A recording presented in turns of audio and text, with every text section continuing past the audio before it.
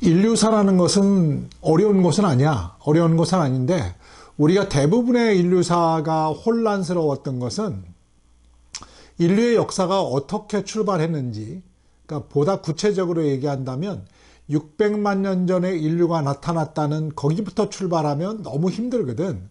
그러니까 내가 그건 간략하게 설명을 했고, 언제부터 인간의 지성이, 인류의 지성이 깨어났을까 해서 아나톨리아부터 출발해서 얘기를 하고 있어. 물론 그 시대에 아나톨리아에서만 문명이 있었다고 난 얘기를 하는 것은 절대 아니야. 그 이전에 지구 곳곳에 아마도 우리가 지금 발견은 못했지만 인류의 역사가 분명히 존재할 거라고는 생각을 해. 근데 지금 발견된 것이 아나톨리아에서 가장 오래된 것이 발견됐으니까 그때부터 내가 지금 얘기를 하는 거야. 내가 그동안 한 얘기는 볼링 알레드로 시기에 인류는 최초로 온화한 지구의 온도를 맞아가지고 집단이 커지기 시작했어. 혈연 집단이 20명, 50명에서 살기 좋은 환경이기 때문에 그 집단이 커지면서 서서히 외부의 집단과 부닥치는 시기가 난 볼링 알레로드 시기라고 생각을 하고 있어. 그러면서 최초로 사회적 관계를 맺기 시작하는 단계가 되거든. 그리고 영거 드라이 아스 시기가 다시 같이 오면서 1200에서 1400년간 오면서 아마도 인류는 이때 일부 지역에서만 생존할 수 있는 환경이 됐어. 그러다 보니까 아나톨리아에서 최초로 사회적 관계가 형성되기 시작했다고 나는 보고 있어. 그 증거가 카라한 테페가 기원전 10,000년 전으로 보고 있고, 그 다음 괴베클레 테페가 기원전 9600년경을 보고 있거든. 그리고 지난 시간에 내가 같은 시기에 메소포타미아 지역의 여러 가지 문명을 얘기했어. 대표적인 거로 두 가지를 얘기했는데, 첫 번째가 지금 시리아 알레포에서 동쪽으로 25에서 30km 있는 델카나멘이라는 기원전 10,000년 전 유적이야. 그리고 지금 팔레스타인 북부에 있는 예리코의 탑이야. 이 예리코의 탑은 8,000년이 됐는데, 이 10,000년, 8,000년 그러면 뭐야? 우리가 카라한 테페를 기원전 10,000년 보고 괴베클레 테페를 기원전 9,600을 보니까 이것도 거의 동시간대에 했다는 거지. 그런데 여기서 우리 잊지 말아야 될 것은 카라한 테페가 기원전 10,000년이고 예리코 탑이 기원전 8,000 정도를 보고 있어. 그렇다면 2,000년이라는 시간의 간극이 있거든. 우리가 예수님이 태어나고 지금 2025년밖에 되지 않았어. 그러니까 대단히 긴 세월이라고 볼 수도 있고 인류사 전체에 보면 짧은 시간이라고 볼 수 있지. 근데 내가 오늘 얘기하고자 하는 것은 이집트 문명이 과연 이집트 문명도 참조의 문명이었는가에 대해서 얘기하고 싶어서 얘기를 지금 꺼내고 있는 거야. 우리가 보통 4대 문명이라고 지어졌는데 첫 번째 문명을 우리가 메소포타미아 문명을 기원전 3,500년 정도 얘기하고 있거든. 그리고 이집트 문명을 기원전 3,150년이라고 얘기하고 있어. 물론 이것은 일부 학자에 따라 시간이 조금씩은 달라지는 건 있어. 그럼 두 개의 문명은 과연 독자적인 문명이었는가를 한번 생각해 보자고. 이미 내가 많은 영상을 통해서 이 메소포타미아 문명은 아나톨리아 지방의 영향을 받아서 수메르 문명이 만들어지고 그리고 메소포타미아 문명이 형성됐다라고 얘기를 했잖아. 그러면 그 괴베클리 테페를 중심으로 한 카라한 테페, 아나톨리아에 있던 문화는 과연 그러면 이집트 문명에는 영향을 미치지 않았을까? 나는 그렇다고 생각지 않아. 괴베클리 테페부터 이집트에 있는 카이로까지는 1600km 정도가 떨어져 있어. 근데 우리가 지난 시간에 얘기했지. 괴베클리 테페에서 팔레스타인의 예리코의 탑까지가 800km 정도를 보거든. 그리고 예리코의 탑부터 다시 카이로까지는 800km야. 나는 서로 영향을 미쳤다라고 생각을 해.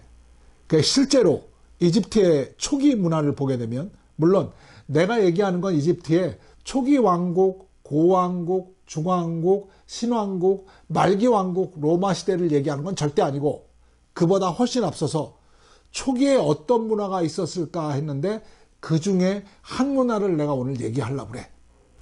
그 중에 하나가 이집트 전역을, 나일강 전역을 중심으로 나타나는 나프타플라야라는 문화가 있어. 이 문화의 주특징을 여러 학자들이 연구를 했거든. 근데 오늘 몇 가지만 얘기를 하려고 그래. 첫 번째는 소를 매장하는 풍습이 있었어. 소에 대한 신앙이 있었던 것 같아.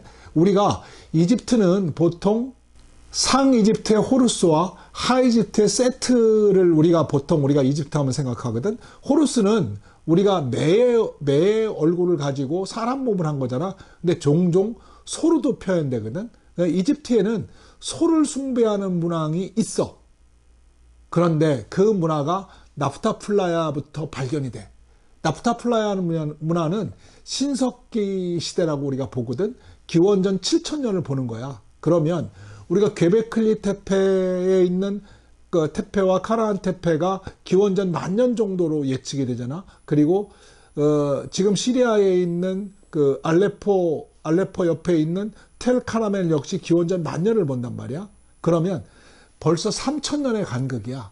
그 사이에 문명은 분명히 아래쪽에 이집트의 지역에서도 영향을 미쳤을 거라고 판단이 되거든. 그게 나프타플라야 문화야. 그 이후에 거기서는 아나톨리아에서는 농경도 시작했고 목축도 시작을 했거든. 그럼 그 영향이 분명히 여기에 영향을 미칠 것이다. 그리고 동부 아프리카에서 있던 소를 숭배하는 목축 문화 역시도 여기에 영향을 미쳤을 거라고 봐. 그리고 농경의 문화는 거의 많은 부분이 메소포타미아 평원의 영향을 받은 게 이집트일 거라고 보게 되거든. 그래서 그 이후 또 나프타플라야 문화를 보면은 원형 울타리를 가진 그 어떤 거성 문화가 발견이 됐어. 물론 우리가 전에 알고 있던 괭베클리 테페의 거성 문화랑은 사이즈 면에서 많은 차이가 있긴 하지만 거의 비슷한 형태를 띠고 있다는 거야.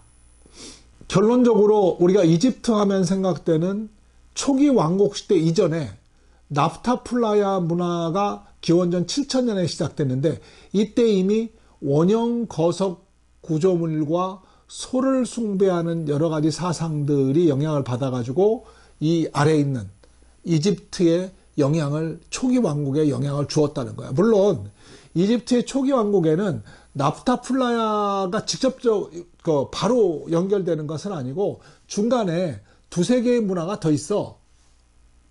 바다리 문화와 나카타 문화가 그 중간에 연결을 해서 이집트의 초기 왕국과 연결이 되는 거야. 근데 이 두 가지는 지금 오늘 한 번에 다 안 할게. 그 다음에 또 이거를 얘기할 기회가 있을 텐데, 내가 오늘 말하고자 하는 것은 이집트 문명 역시도 독자적으로 출발한 문명이라고 보기 어렵다는 거지. 이거 역시 마찬가지로 문화는 서로 참조돼서 발전했던 거라고 나는 추론하고 있어. 오늘 이집트의 초기 문화에 대해서 얘기했는데 우리가 이집트 문화하면 되게 어렵게 생각하거든. 이집트 문화는 5단계만 나누는 게 제일 좋아. 이집트의 문화는 보통 기원전 3150년에 시작해서 기원전 30년에 끝났다고 보거든. 이게 5단계가 있어.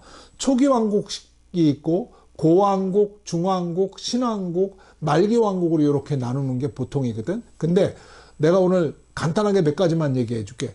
우리가 알고 있는 그 가자에 있는 대피라미드군 있잖아.